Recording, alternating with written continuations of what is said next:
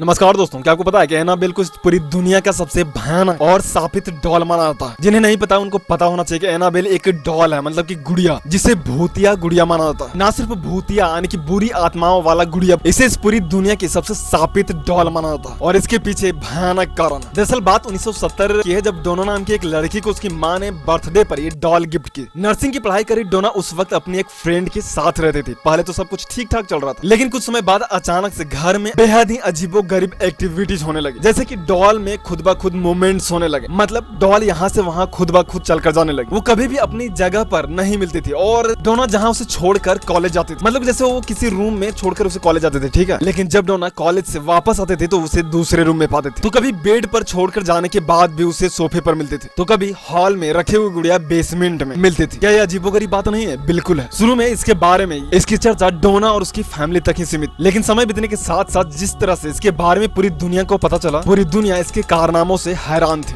बताएंगे आपको इस शापित डॉल के भयानक कारनामों के बारे में, लेकिन उससे पहले अगर आपने इस वीडियो को लाइक और चैनल को अभी तक सब्सक्राइब नहीं किया है तो अभी कर लो। तो चलिए शुरू करते हैं। नमस्कार दोस्त, बात 1970 की है, जब एक माँ एक खिलौने की दुकान से एक सामान्य सी दिखने वाली गुड़िया को, मतलब कि डॉल को खरीद कर ना घर लाती। दरअसल उस औरत की एक बेटी थी जिसका नाम डोना था और उसका बर्थडे था, और वो लेडीज यानी कि वह माँ चाहती थी कि वह अपने बच्चे को यह डॉल, मतलब की गुड़िया, उसे गिफ्ट करे उसके बर्थडे पर। और डोना की माँ ऐसा ही करती है, वो उसे उसके बर्थडे पर यह डॉल गिफ्ट करती है। दरअसल तब डोना अपने फ्रेंड एंगी और लाउ के साथ एक अपार्टमेंट में रहते थे, और तब उसने अपनी माँ के दिए हुए गिफ्ट यानी कि उस डॉल को अपने कमरे में बेड के एक कोने में सजा दिया। लेकिन बहुत जल्द ही वह गुड़िया जो है, मतलब कि वह डॉल डोना और उसकी फ्रेंड को भयानक और डरावनी लगने लगी। दरअसल इस समय के दौरान डोना और उसकी फ्रेंड्स ने यह नोटिस किया कि उस डॉल में अपने आप मूवमेंट्स हो रहे हैं, और वह डॉल कमरे में इधर से उधर खुद ब खुद चलकर जाने लगी है। But how was this possible? एक सामान्य से दिखने वाली गुड़िया क्या कमरे में खुद ब खुद यहाँ से वहाँ चलकर जा सकती है? यह किसी भी सामान्य डॉल के लिए नामुमकिन है। सो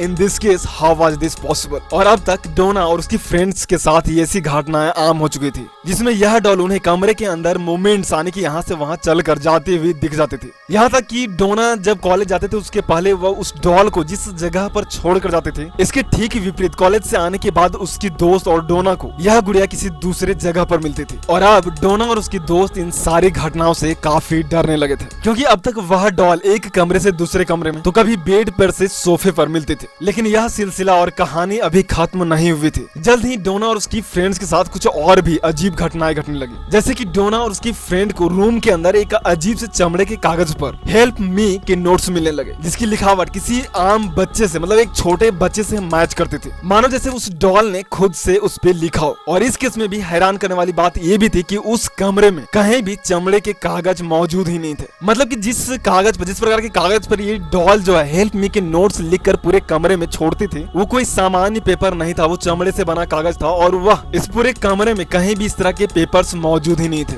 लेकिन यह कहानी भी यहीं खत्म नहीं हुई, और एक रोज जब डोना और उसकी दोस्त रूम पे आते हैं तो उन्हें वहाँ डॉल के पीठ और पेट के ऊपर खून के धब्बे दिखाई देते हैं, और तब डोना और उसकी फ्रेंड काफी ज्यादा डर जाते हैं। फाइनली उन्हें रियलाइज होता है कि इस डॉल के अंदर कोई शैतानी साया मौजूद है, और इसलिए वो आत्माओं से बात करने वाले पैरानॉर्मल जो एक्सपर्ट्स हैं उन्हें बुलाते हैं। और फाइनली वो लोग इस गुड़िया से बात करके यह बात का पता लगाते हैं कि इस गुड़िया के अंदर किसी एनाबेल नाम की एक बच्ची की आत्मा है, जो कभी यहीं इसी जगह पर खेला करती थी जहाँ वह अपार्टमेंट बना है। दरअसल 7 साल की उम्र में उसकी मृत्यु हो गई थी और उसकी लाश यहीं मिली थी, और अब वह आत्मा डोना के साथ रहना चाहती है, क्योंकि शायद डोना के साथ रहना उसे अच्छा लगता है। लेकिन जल्द ही डोना को यह बात रियलाइज होती है ना कि उस डॉल के अंदर कोई बच्ची की आत्मा नहीं बल्कि शैतानी साया, मतलब कि एक बुरी आत्मा। जैसा कि हमने बताया था ना कि डोना के साथ साथ एंगी और उसका एक और दोस्त लू भी रहता था। दरअसल लू उस गुड़िया को ना शुरू से ही नापसंद करता था, और शायद इसलिए उस गुड़िया ने लू के ऊपर कई बार हमले भी किए। मतलब कितना अजीब लगता है ना, एक सामान्य सी गुड़िया एक इंसान के ऊपर कई बार हमले करती है। लू ने डोना से कई बार उस गुड़िया को बाहर फेंकने के लिए भी कहा, लेकिन हर बार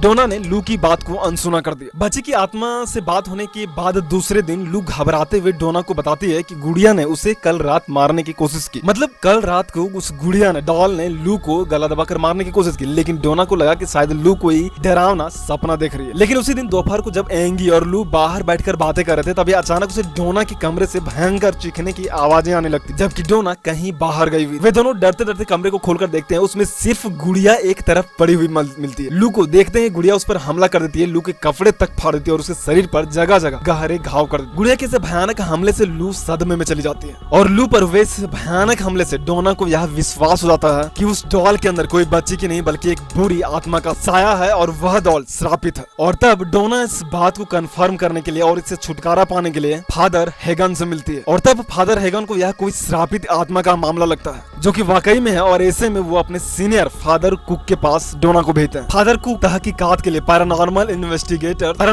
इन्वेस्टिगेटर्स एक्सपर्ट एडवर्ड रेन और लॉरेन पीटर वारन को बुलाते हैं। दोनों पैरानॉर्मल एक्सपर्ट्स एक हफ्ते तक उस गुड़िया के व्यवहार पर रिसर्च करते हैं, पूरी तरह से अध्ययन करके वह यह पता लगाते हैं इस गुड़िया में एक शैतानी साया, मतलब एक बुरी आत्मा का ताकत है जो डोना के शरीर पर कब्जा करना चाहती है, जिससे कि उसका पुनर्जन्म हो सके, और इसलिए वह डोना के साथ रहना चाहती थी। डोना का ध्यान आकर्षित करने के लिए पहले वह गुड़िया जगह बदलती थी, उसके बाद हेल्प्स मी का नोट लिखकर फेंकने लगी, और फाइनली जब इससे कोई काम ना बना तो वह खून के धब्बे लगाने लगी खुद के ऊपर, ताकि डोना का ध्यान उसकी तरफ आकर्षित हो सके।